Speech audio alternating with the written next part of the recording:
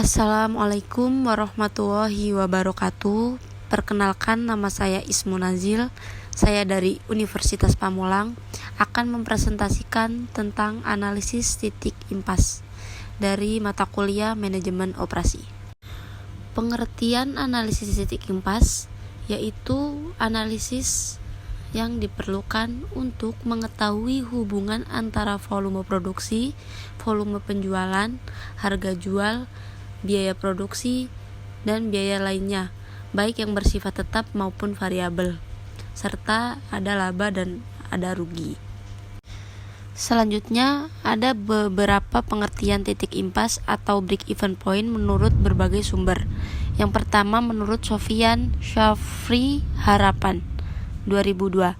Break-even berarti suatu keadaan di mana perusahaan tidak mengalami laba dan juga tidak mengalami rugi, yang artinya seluruh biaya yang dikeluarkan untuk kegiatan produksi itu dapat ditutupi oleh penghasilan penjualan. Jadi total biaya tetap dan variabel sama dengan total penjualan sehingga tidak ada laba dan rugi. Yang kedua ada menurut Juminga.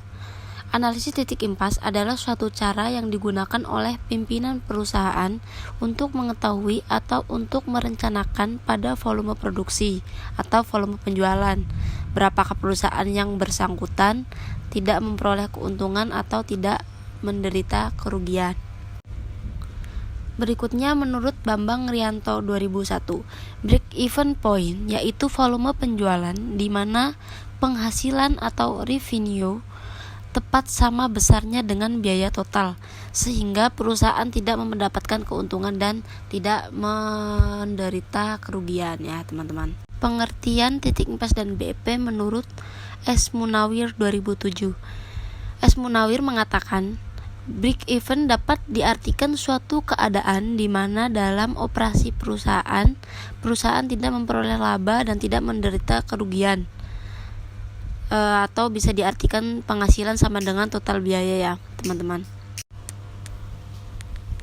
Munawir mengatakan, analisis break-even tidak hanya semata-mata untuk mengetahui keadaan perusahaan yang break-even saja, akan tetapi analisis break-even mampu memberikan informasi kepada pimpinan perusahaan mengenai berbagai tingkat volume penjualan serta hubungannya dengan kemungkinan memperoleh laba menurut tingkat penjualan yang bersangkutan.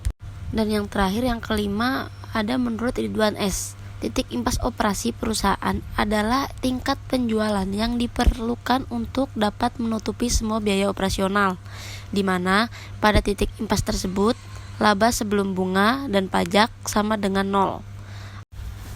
Jadi dari beberapa definisi di atas dapat diambil kesimpulan bahwa titik impas atau break-even point yang pertama, suatu cara agar perusahaan mengetahui beberapa tingkat minimum volume penjualan agar perusahaan tersebut tidak menderita kerugian. Yang kedua, suatu teknik analisis untuk mempelajari hubungan antara biaya tetap, biaya variabel, serta keuntungan atau profit atau volume kegiatan. Dan yang ketiga, BEP ini disebut juga sebagai analisis cost profit volume karena mempelajari hubungan antara biaya, laba, dan volume kegiatan. Selain BEP, ada juga BEPA atau break-even point analysis. Analisis ini untuk menentukan hal-hal sebagai berikut. Yang pertama, ada untuk menentukan jumlah penjualan minimum yang harus dipertahankan agar perusahaan tidak mengalami kerugian. Jumlah penjualan minimum ini berarti juga jumlah produksi minimum yang harus dibuat. Yang kedua, untuk menjumlah penjualan yang harus dicapai untuk memperoleh laba yang telah direncanakan. Dapat diartikan bahwa tingkat produksi harus ditetapkan untuk memperoleh laba tersebut. Dan yang ketiga, untuk mengukur dan menjaga agar penjualan tidak lebih kecil dari BEP, sehingga tingkat produksi pun tidak kurang dari BEP. Jadi harus seimbang ya teman-teman. Yang keempat, ada menganalisis perubahan harga jual, harga pokok, dan besarnya hasil penjualan dan tingkat produksi. Jadi kita menentukan harus misalnya harga jualnya setengah, harga pokoknya setengah, besarnya dan hasil penjualan pun harus sama kayak harga jual dan harga pokok. BEPA ini dapat dilihat dari aspek pemasaran dan aspek produksi. Dari aspek marketing pemasaran, BEP berarti volume penjualan di mana total penghasilan atau TR sama dengan total biaya atau TC, sehingga perusahaan dalam posisi tidak untung maupun tidak rugi.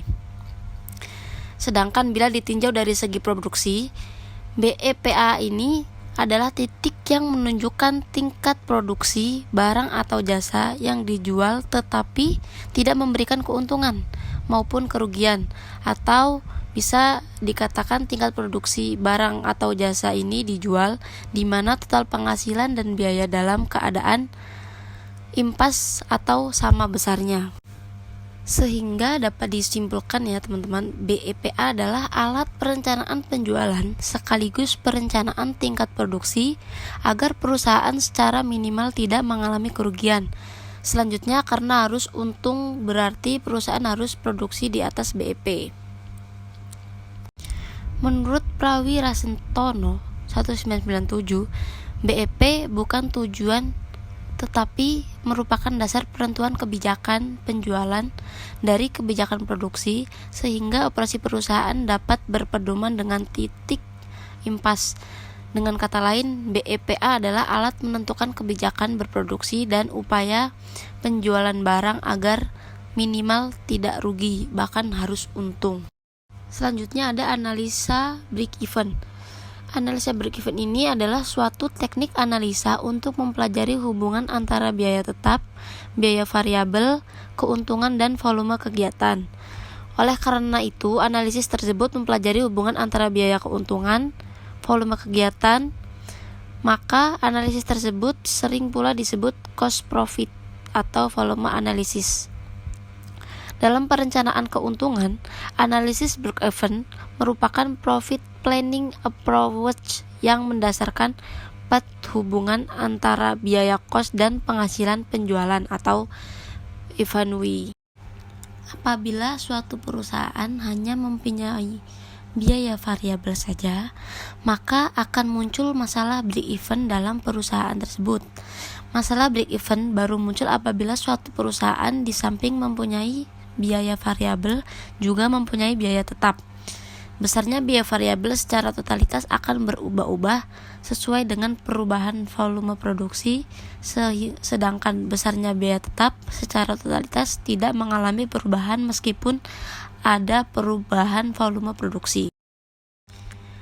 Dalam mengadakan analisis break-even, digunakan asumsi-asumsi dasar sebagai berikut. Asumsi yang pertama, biaya di dalam perusahaan dibagi dalam golongan biaya variabel dan golongan biaya tetap. Asumsi yang kedua, besarnya biaya variabel secara totalitas berubah-ubah dan secara proporsional dengan volume produksi atau penjualan. Ini berarti bahwa biaya variabel per unitnya adalah tetap sama. Asumsi yang ketiga, besarnya biaya-biaya tetap secara totalitas tidak berubah meskipun ada perubahan volume produksi atau volume penjualan. Ini berarti bahwa biaya tetap per unitnya berubah-ubah karena adanya perubahan volume kegiatan. Yang keempat, ada harga jual per unit tidak berubah selama periode yang dianalisa. Dan yang kelima, perusahaan hanya memproduksi satu macam produk. Apabila diproduksi lebih dari satu macam produk, perimbangan penghasilan penjualan antar masing-masing produk atau sales mix-nya adalah tetap konstan. Salah satu cara untuk menentukan break-even point adalah dengan membuat gambar break-even. Dalam gambar tersebut akan nampak garis-garis biaya tetap, biaya total yang menggambarkan jumlah biaya tetap dan biaya variabel, dan garis penghasilan penjualan. Contoh membuat gambar break-even. Besarnya volume produksi atau penjualan dalam unit nampak pada sumbu horizontal atau sumbu X, dan besarnya biaya dan penghasilan penjualan akan nampak pada sumbu vertikal atau sumbu Y. Dalam gambar break-even point dapat ditentukan yaitu pada titik di mana terjadinya perseilangan antara garis penghasilan penjualan dengan garis biaya total. Dan apabila titik tersebut kita tarik garis lurus vertikal ke bawah sampai sumbu X, akan nampak besarnya break even dalam unit. Kalau titik itu ditarik garis lurus horizontal ke samping sampai sumbu Y, akan nampak besarnya break even dalam rupiah. Selanjutnya ada manfaat analisa titik impas menurut Sofyan Safri Harapan. Yang pertama, manfaatnya untuk mengetahui hubungan antara penjualan, biaya, dan laba. Manfaat yang kedua ada untuk mengetahui struktur biaya tetap dan variabel. Yang ketiga, untuk mengetahui kemampuan perusahaan memberikan margin untuk menutupi biaya tetap. Dan yang keempat, untuk mengetahui kemampuan perusahaan dalam menerapkan biaya dan batas di mana perusahaan tidak mengalami laba dan tidak mengalami rugi.